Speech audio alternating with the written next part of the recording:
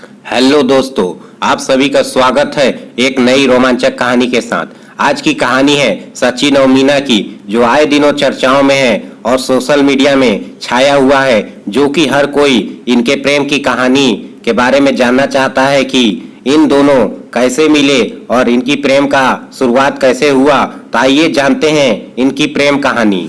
यह कहानी शुरू होती है मोबाइल फोन पर ऑनलाइन खेले जाने वाले पबजी गेम पर। रघुपुरा कस्बे के सचिन मीना ठाकुराइन मोहल्ले का रहने वाला 24 साल का सचिन मीना सिर्फ 8वीं तक पढ़ा है। कोविड से पहले वह कस्बे में ही परचून की एक दुकान पर काम करता था। कोविड काल में दुकानें बंद हो गई तो उसका काम भी चला गया। खाली बैठा सचिन मोबाइल पर पबजी गेम खेलता था और सितंबर 2020 में गेम खेलने के दौरान वह कराची की रहने वाली सीमा हैदर के संपर्क में आया।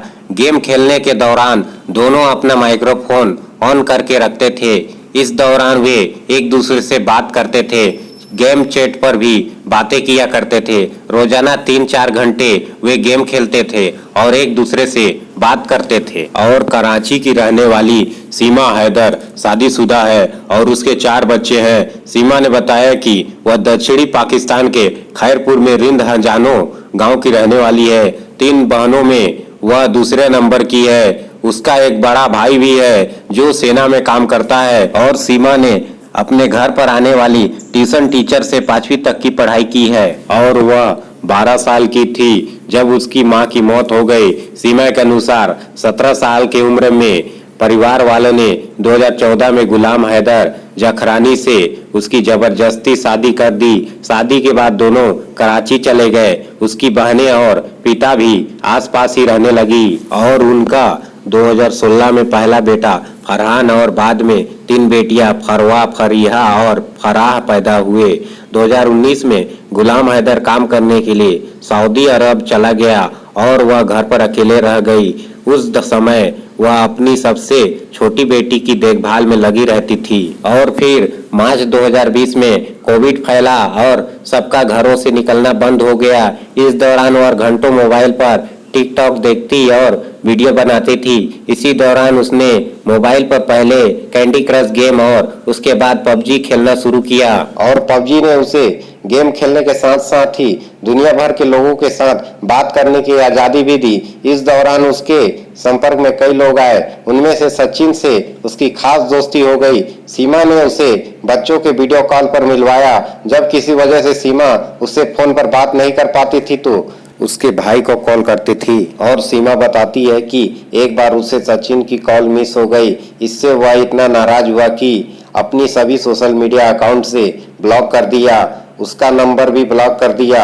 उसे मनाने के लिए सीमा ने अपनी बाईं हाथ की कलाई काट ली।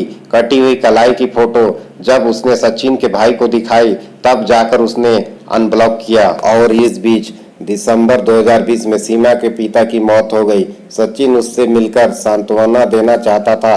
इसके लिए उन्होंने गद्दर फिल्म के बारे में आपस में बात की। कैसे तमाम बाधाओं के बीच भी भारत में रहने वाला लड़का पाकिस्तान में रहने वाली लड़की से मिलता है और इसीलिए उन्होंने सभी कठिनाइयों के बीच मिलने का फैसला किया।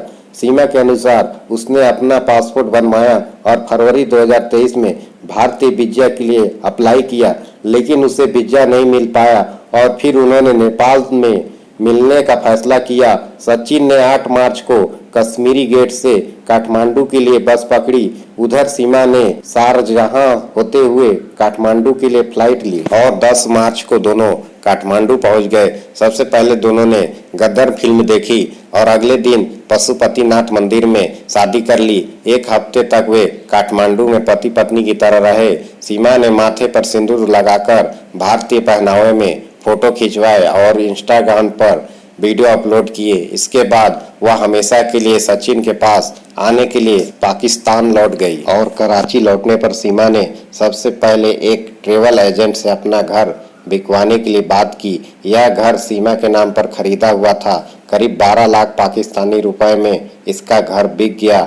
इसके बाद उसने अपने बच्चों के लिए यूएई के रास्ते काठमांडू के टिकट खरीदे और 10 मई को फ्लाइट पकड़ ली।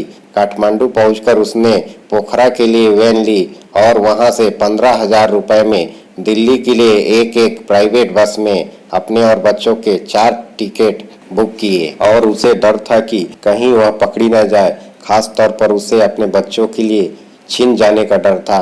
बस में कंडक्टर ने उससे आईडी मांगी तो उसके पास नहीं थी।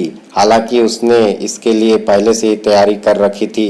सीमा दावा करती है कि उसने कंडक्टर को अपना सीमा और पति का नाम सचिन मीणा बताया और खुद को रघुपुरा का रहने वाला बताया और अपने बच्चों के नाम राजप्रिया, परी और मुन्नी बताया।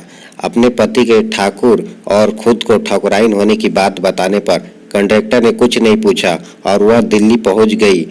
कश्मीर गेट से जेवर के लिए बस ली और रघुपुरा में फलेदा कट पर उतर गए, जहां सचिन उनका इंतजार कर रहा था। और सीमा के वहां पहुंचने से पहले ही उसने सारी तैयारी कर रखी थी।